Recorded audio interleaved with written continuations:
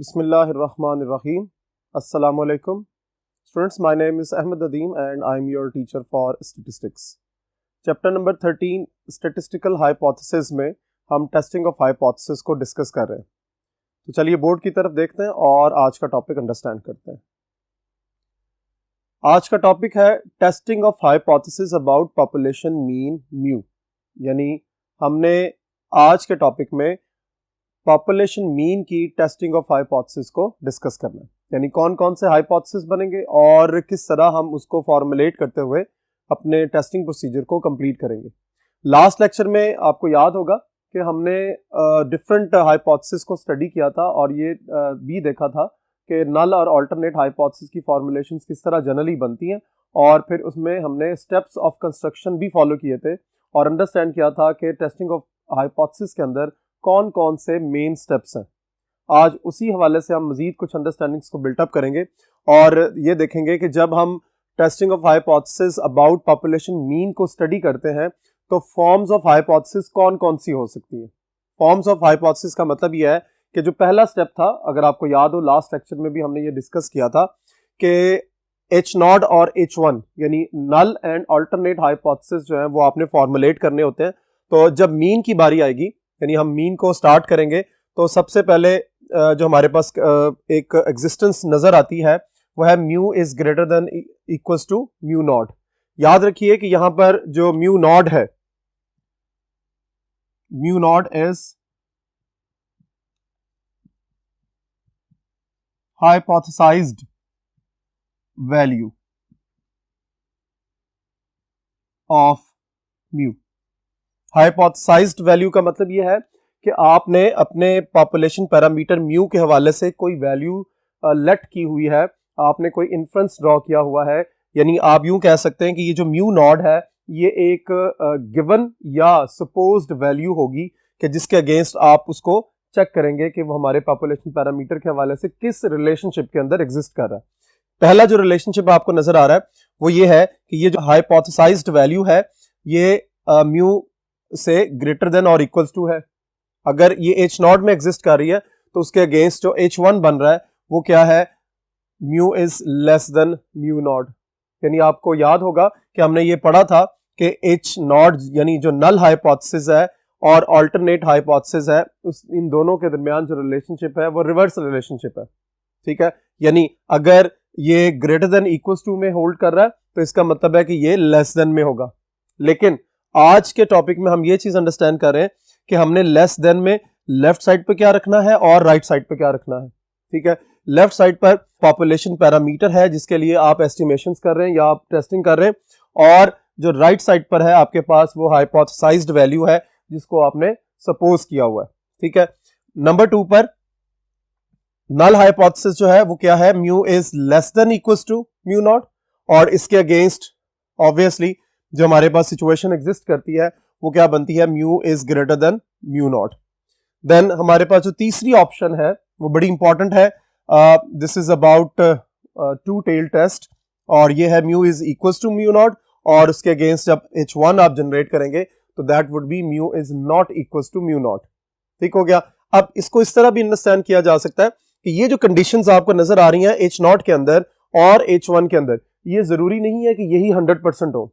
यहां पर सिर्फ एक फॉर्मुलेशन को बिल्टअप किया गया है. यानी आप यूं भी कह सकते हैं कि मैं 1 को अगर शिफ्ट कर दूं कि H0 की वैल्यू जो है वो अगर फर्ज कर ले कि लेस देन म्यू नॉट है, क्योंकि अकॉर्डिंग टू द सिचुएशन या जो हमारे पास सैंपल इंफॉर्मेशन आ रही है उसके हवाले से हमने जो भी फॉर्मुलेशंस करनी है नल एंड अल्टरनेट हाइपोथेसिस की उसके हवाले से कोई भी साइन जो है वो लिखा जा सकता है. So mu is less than mu not अगर है तो फिर इसके अगेंस्ट H1 क्या बनेगा, म्यू इज ग्रेटर देन और इक्वल्स टू म्यू नॉट. यानी जो भी ऑप्शन आपके पास रह जाएगी वो H1 के अंदर एग्जिस्ट कर जाएगी. सिमिलरली अगर मेरे पास H0 के अंदर म्यू की जो सिचुएशन है वो है ग्रेटर, यानी mu is greater than mu naught, तो फिर आपके पास जो H1 की सिचुएशन बनेगी वो क्या होगी, लेस देन और इक्वल टू म्यू नॉट। यानी आप ये देख सकते हैं कि किस तरह आपके पास जो भी आउटलुक एच नॉट की है वो ऐसा हो सकता है कि वो H1 की आउटलुक बन जाए, और जो H1 की आउटलुक है वो आपके H नॉट की आउटलुक बन जाए। और ये डिसीजन कैसे लेना है, this is for the given information of sample. यानी जब भी आपके पास कोई क्वेश्चन या कोई सिचुएशन एग्जिस्ट करेगी जिसमें आपने हाइपोथेसिस टेस्टिंग करनी है अबाउट मीन, तो फिर उस क्वेश्चन के हवाले से या उस पर्टिकुलर सिचुएशन के हवाले से आप डिसाइड करेंगे कि आपका नल और अल्टरनेट हाइपोथेसिस जो है वो किस तरह जनरेट होगा। नेक्स्ट बोर्ड की तरफ चलते हैं और मजीद अंडरस्टैंडिंग्स को बिल्टअप करते हैं। जी, नेक्स्ट है हमारे पास इंपॉर्टेंट चीज कि जब हम नल और अल्टरनेट हाइपोथेसिस को जनरेट कर लेते हैं तो फिर आपने अल्फा डिसाइड करना होता है, जिसको हम लेवल ऑफ सिग्निफिकेंस कहते हैं। और वो हमने लास्ट लेक्चर में देखा था, डिसाइड भी किया था कि हम उसको 5%, 6%, 1%, 2% रख सकते हैं। This is according to the situation जो भी आपको क्वेश्चन में मेंशन्ड है। अब अल्फा मेंशन होने के बाद, अल्फा को चूज करने के बाद जो नेक्स्ट आपके पास इंपॉर्टेंट चीज है वो है चूजिंग द टेस्ट स्टेटिस्टिक। ठीक है, यहां पर उन स्टूडेंट के लिए बड़ा जो है वो एक साई ऑफ रिलीफ होगा कि जिन्होंने रेगुलरली अपने लेक्चर्स को देखा है और प्रीवियस जो चैप्टर है जिसको हमने एस्टिमेशन का नाम दिया था और एस्टिमेशन में हमने बहुत सा काम किया था। याद रखिए कि यहाँ पर उन स्टूडेंट्स के लिए बहुत ज़्यादा आसानी होने वाली है, क्योंकि हमने टेस्टिंग ऑफ हाइपोथेसिस के अंदर जो भी फार्मूले यूज़ करने हैं वो सारे के सारे हम ऑलरेडी एस्टिमेशन के अंदर इस्तेमाल कर चुके हैं। सिर्फ उसका थोड़ा सा रेफरेंस चेंज होगा, लेकिन आपको ये माइंड के अंदर रखना है कि इसका रेफरेंस टोटली डिपेंड करता है एस्टिमेशन के ऊपर, जो कि चैप्टर नंबर 12 था। अब यहां भी देखिए कि जब हम टेस्ट स्टेटिस्टिक चूज कर रहे हैं तो फिर हमारे लिए सबसे इंपॉर्टेंट जो है वो सिग्मा की वैल्यू है। यानी जो नॉर्मल पॉपुलेशन के हवाले से जब हम ये डिसाइड कर लेते हैं कि पॉपुलेशन नॉर्मल है, तो फिर आपने ये देखना है कि उस पर्टिकुलर पॉपुलेशन के लिए सिग्मा की वैल्यू यानी स्टैंडर्ड डेविएशन या वेरिएंस की वैल्यू नोन है या अननोन है। ठीक है, सो उस हवाले से जब आप डिसाइड करेंगे तो पहली सिचुएशन ये है कि जब सिग्मा नोन है, ये ऑलरेडी हम पहले पढ़ चुके हैं, तो फिर हमारे पास सैंपल साइज की इंपॉर्टेंस खत्म हो जाती है। और फिर जब सिग्मा नोन होता है तो फिर आपने जो टेस्ट स्टेटिस्टिक यूज करना है दैट इज जी, और उसका फॉर्मूला है X bar minus mu naught over sigma over N under root. ठीक है, X bar is the sample mean, mu naught is hypothesised value जो इससे पहले हमने अंडरस्टैंड कर लिया, सिग्मा चूंकि नोन है और ये पॉपुलेशन के हवाले से हमें गिवन होता है, और n is the sample size. ठीक है, अब चाहे सैंपल साइज ग्रेटर देन 30 हो यानी लार्ज सैंपल हो, चाहे स्मॉल सैंपल हो, हम दोनों सूरतों में जी स्टेटिस्टिक यानी जी का ही फॉर्मूला यूज करेंगे। यानी इसका मतलब यह है कि सैंपल साइज की कोई इंपॉर्टेंस नहीं होती अगर सिग्मा आपको नोन है। ठीक होगी बात। अब आगे चलते हैं, सिग्मा अननोन है। जब सिग्मा अननोन हो जाएगा तो फिर आपने याद रखना है कि सैंपल साइज की इंपॉर्टेंस बढ़ जाएगी। फिर आपको देखना है कि सैंपल साइज जो है वो 30 से ग्रेटर यानी लार्ज सैंपल है या लेस देन इक्वल टू 30 है यानी स्मॉल सैंपल है। सो अगर लार्ज सैंपल है तो फिर आपका जो फॉर्मूला है वो टेस्ट स्टेटिस्टिक जी ही रहेगा फॉर एन ग्रेटर देन 30। लेकिन चूंकि सिग्मा आपके पास अननोन है तो हमारे पास उसकी जगह पर उसका एस्टिमेट हम यूज करेंगे और वो है s, standard deviation, sample standard deviation. और उसका फॉर्मूला क्या होगा, s is equal to sigma x minus x bar square divided by n. और चूंकि स्टैंडर्ड डेविएशन है तो फिर इसका हम स्क्वायर रूट भी लगा लेंगे। सो बी केयरफुल कि अगर सिग्मा अननोन है तो फिर आपके लिए जो फॉर्मूला है, जो टेस्ट स्टेटिस्टिक है, वो जी होगा। कब? जब आपका सैंपल साइज 30 से ग्रेटर है। अब अगर सैंपल साइज 30 से लेस या 30 के इक्वल है तो फिर अननोन सिग्मा की सिचुएशन में आपका टेस्ट स्टेटिस्टिक चेंज हो जाएगा and that would be t. और टी का फॉर्मूला क्या होगा, x bar minus mu naught over s hat over N under root. ये अब आपने याद रखना है, is a difference between s and s hat. ठीक है जी। सो एस हैट के हवाले से आपने याद रखना है एस हैट भी एक सैंपल स्टैंडर्ड डेविएशन है, लेकिन इसका जो फॉर्मूला है वो थोड़ा सा चेंज है, that is sigma x minus x bar square divided by n minus 1। ठीक है, इन दोनों के शॉर्टकट फॉर्मूलाज, यानी एस के हवाले से बात हो रही है और एस हैट के हवाले से बात हो रही है, इन दोनों स्टैंडर्ड डेविएशंस के हमने शॉर्टकट फॉर्मूले पिछले चैप्टर में यानी एस्टिमेशन में भी डिस्कस किए हुए। ठीक है, सो बी केयरफुल, आपको ये सिचुएशन याद रखनी है कि जब भी हमने पॉपुलेशन मीन म्यू को हमने टेस्ट करना है किसी भी सिचुएशन के अंदर, तो हमारे लिए ये 4 सिचुएशंस बनेंगी, जिसमें आपने याद रखना है कि सिग्मा अननोन हो या सिग्मा नोन हो, तो फिर हमारे टेस्ट स्टेटिस्टिक की वैल्यू किस तरह चेंज होगी। देखिए, ये एक स्टेप ऑफ सीक्वेंस है कि सबसे पहले फॉर्मुलेशन है नल एंड अल्टरनेट हाइपोथेसिस की, फिर उसके बाद जो है वो टेस्ट स्टेटिस्टिक डिसाइड होगा, क्योंकि अल्फा के बारे में आप श्योर होते हैं कि वो 5% है, वो 2% है, वो 6% है, वो 10% है। तो उसके बाद जो इंपॉर्टेंट आपका पोर्शन है वो है चूजिंग द टेस्ट स्टेटिस्टिक, और वो हमने यहाँ पर डिस्कस किया। नेक्स्ट बोर्ड की तरफ चलते हैं और मजीद कॉन्सेप्ट्स को अंडरस्टैंड करते हैं। जी, नेक्स्ट हमारे पास है फॉर्मुलेशन ऑफ क्रिटिकल रीजन। देखिए, क्रिटिकल रीजन जो है वो आपके जो स्टेप्स हमने कल लास्ट लेक्चर के अंदर भी स्टडी किए थे, उसमें से ये 5th स्टेप है, बड़ा इंपॉर्टेंट स्टेप है। फर्स्ट स्टेप क्या था हमारा? Formulation of null and alternate hypothesis. Second step था हमारा formulation of level of significance, जो कि आमतौर पर डिसाइडेड होता है। और थर्ड स्टेप था जो इससे पहले हमने बोर्ड पर भी किया है, that is choosing of test statistic. Choosing of test statistic के बाद हमारा फोर्थ जो स्टेप है वो बड़ा इजी है, क्योंकि हमारे पास वैल्यूज अवेलेबल होती हैं और आपने उनमें क्वेश्चन के अंदर वैल्यूज को पुटअप करना होता है। ठीक है, सो उसके बाद जो 5th स्टेप है, जिसने एक्चुअली डिसाइड ये करना है कि आपका जो नल हाइपोथेसिस जो आपने डिसाइड किया है उसको आप रिजेक्ट कर रहे हैं या नहीं कर रहे। सो क्रिटिकल रीजन की इंपॉर्टेंस बढ़ जाती है, और इसलिए कहते हैं कि ये आपका जो पूरा टेस्टिंग प्रोसीजर है उसकी बैकबोन है। यानी आप इसके हवाले से अगर थोड़ी सी भी गलती कर जाते हैं तो फिर आपके लिए अंडरस्टैंडिंग जो है वो बहुत ज़्यादा मुश्किल हो जाती है। सो देखिए, सबसे पहला पॉइंट जो है, यानी फर्स्ट जो सिचुएशन है कि क्रिटिकल रीजन जो है जब भी आपने डिसाइड करना है तो एक बात याद रखनी है कि जो भी साइन ऑफ H1 है, यानी अल्टरनेट हाइपोथेसिस का जो साइन है, वही एक्चुअली आपको बताएगा कि आपका क्रिटिकल रीजन, यानी वो जो क्रिटिकल पोर्शन है जिसके अंदर आपने रिजेक्शन को चेक करना है, वो साइन किस तरह बिल्टअप होगा। ठीक है, यानी यहां पर मैंने एक चीज लिखी है जो आपको थोड़ा सा अपने माइंड के अंदर भी रखना है कि Z और T के हवाले से हमारे पास जो साइंस एग्जिस्ट करते हैं वो एक जैसे ही हैं, चाहे आप टेस्ट स्टेटिस्टिक Z का यूज कर रहे हैं, चाहे आप टेस्ट स्टेटिस्टिक्स T का यूज करें, दोनों सूरतों में आपके पास जो सिचुएशन है वो इसी तरह की एग्जिस्ट करेगी।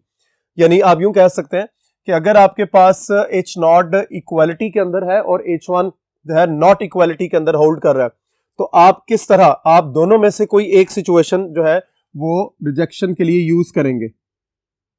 ये और लिखने का मकसद भी यहां पे ये है कि आप दोनों में से कोई एक सिचुएशन इस्तेमाल करेंगे। याद रखिए कि ये जो Z है लेफ्ट साइड पर, गौर से आप देखेंगे, ये मैं रेड से इसको हाईलाइट कर रहा हूं, ये जो Z है this is your calculated value, calculated value.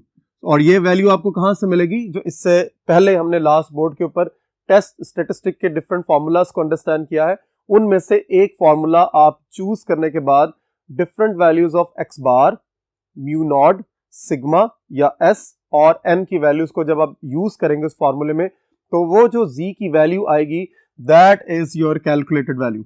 उसी वैल्यू का कंपैरिजन हो रहा है, इसको हम क्रिटिकल वैल्यू भी कहते हैं, Z अल्फा बाय 2 से, अगर आप लेस देन का साइन यूज कर रहे हैं। ठीक है, अल्फा बाय 2, ऑब्वियसली अल्फा आपको गिवन होगा, सो अल्फा को 2 पे डिवाइड करेंगे और यहां से आप ये टेबुलर वैल्यू कैलकुलेट करेंगे, जिसको हम क्रिटिकल वैल्यू भी कहते हैं।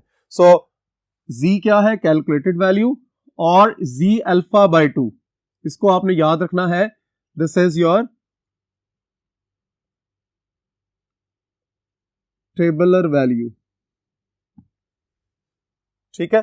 यानी टेबुलर वैल्यू को आप कंपेयर करेंगे किसके साथ, कैलकुलेटेड वैल्यू के साथ, और फिर इस सिचुएशन के मुताबिक अगर कैलकुलेटेड वैल्यू लेस देन हो जाए टेबुलर वैल्यू से तो आप क्या करेंगे, एच नॉट को रिजेक्ट कर देंगे, जो भी आपने एच नॉट बनाया हुआ है।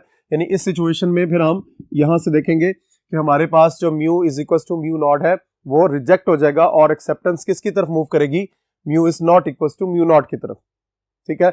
इसको हम सिग्निफिकेंट डिफरेंस के हवाले से भी कहते हैं कि there is no significant difference between estimated value and the actual value, या हमने जो हाइपोथेसाइज्ड वैल्यू सेलेक्ट की है अबाउट द पॉपुलेशन पैरामीटर, दोनों में कोई भी डिफरेंस नहीं है। तो सिग्निफिकेंट डिफरेंस के हवाले से भी हम इसको इक्वालिटी और नॉट इक्वालिटी में इसको पुटअप करते हैं, और ये बातें आपने याद रखनी है क्योंकि इसके क्वेश्चंस बहुत ही शॉर्ट टर्म के होते हैं, बहुत ज्यादा आपकी कैलकुलेशंस हैवी नहीं होती, लेकिन फिर भी ये जो कॉन्सेप्ट्स इतने ज्यादा इन्वॉल्व है उसकी वजह से लगता है ऐसे ही कि ये बहुत ज्यादा कॉम्प्लिकेटेड क्वेश्चंस हैं।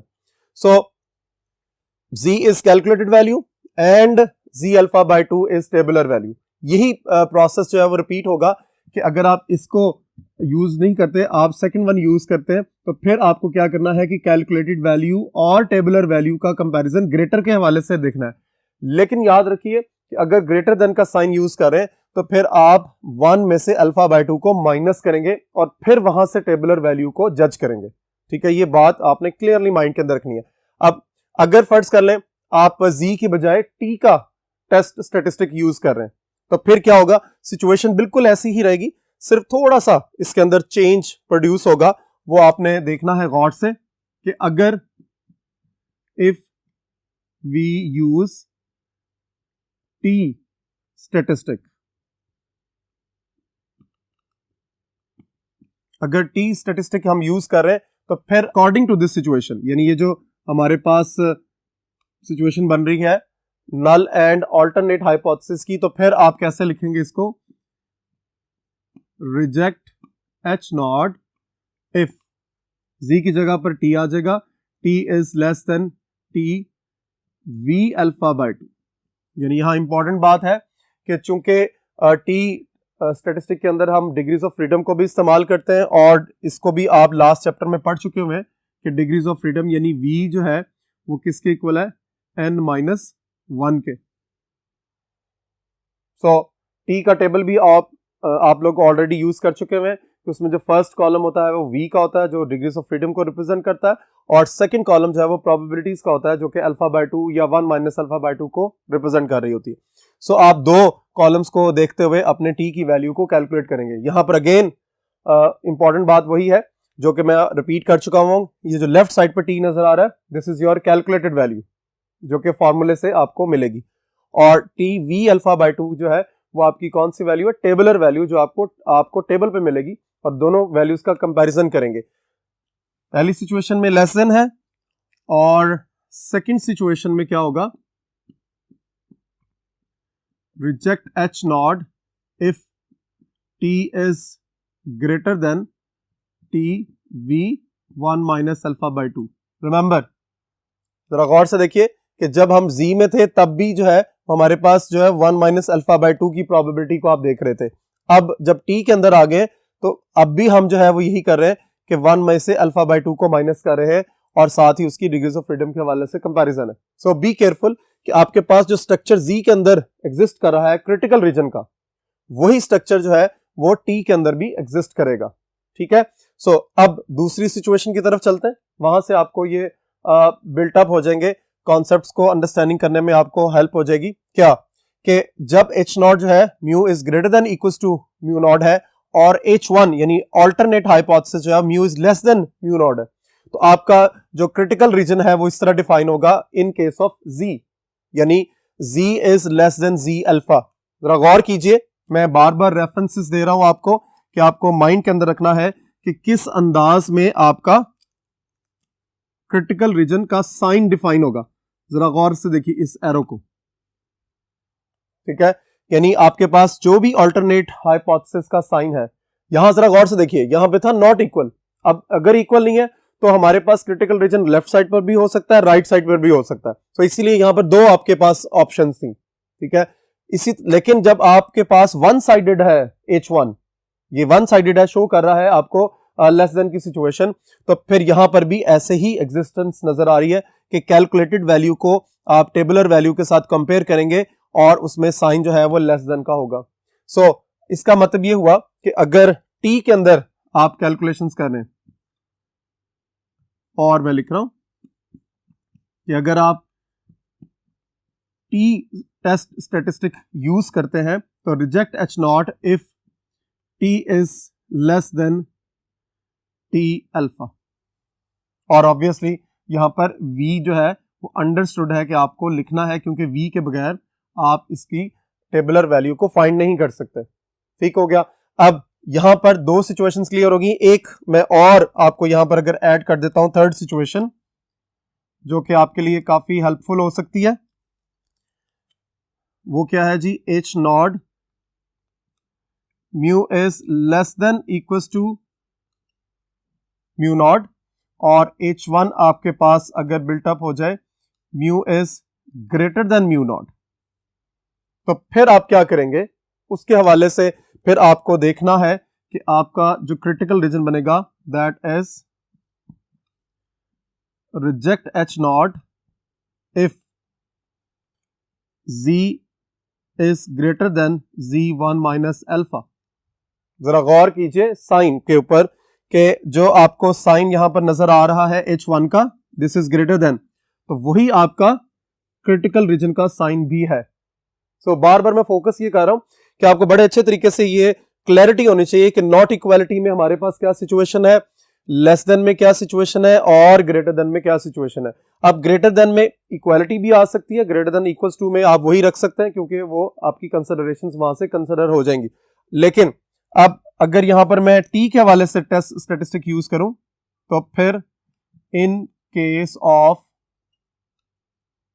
टी, तो फिर आप क्या लिखेंगे? Reject H not if T is greater then T V1 minus alpha. ठीक हो गया। यानी इन तीन सिचुएशंस के हवाले से आप लोगों ने ये माइंड के अंदर रखना है कि जब भी न्यूमेरिकल क्वेश्चन होगा तो सबसे इंपॉर्टेंट चीज ये है कि नल एंड अल्टरनेट हाइपोथेसिस को आपने फॉर्मुलेट कर लिया। उसके बाद जो भी आपका H1 यानी अल्टरनेट हाइपोथेसिस का साइन है, वही साइन आपका क्रिटिकल रीजन के अंदर बिल्टअप होगा। ठीक है। इन सब स्टेप्स को आपने बहुत अच्छे तरीके से माइंड के अंदर रखना है, क्योंकि यही स्टेप्स जो आज के लेक्चर में हमने हाइपोथेसिस की फॉर्मुलेशन की है, हमने टेस्ट स्टैटिस्टिक्स की हमने चूज किया है कि हमने किस अंदाज में हमने स्टेप्स को देखा है कि किस अंदाज में हम अपने टेस्ट स्टैटिस्टिक को चूज करेंगे और किस तरह हमने फॉर्मुलेशन करनी है क्रिटिकल रीजन की। तो ये सारे स्टेप्स जो हैं वो नेक्स्ट लेक्चर में जब हम न्यूमेरिकल क्वेश्चंस करेंगे तो उसमें इस्तेमाल होंगे। इनको बहुत अच्छे तरीके से याद करें और अपना और अपनी फैमिली का ख्याल रखिए। इंशाल्लाह नेक्स्ट लेक्चर में मुलाकात होगी।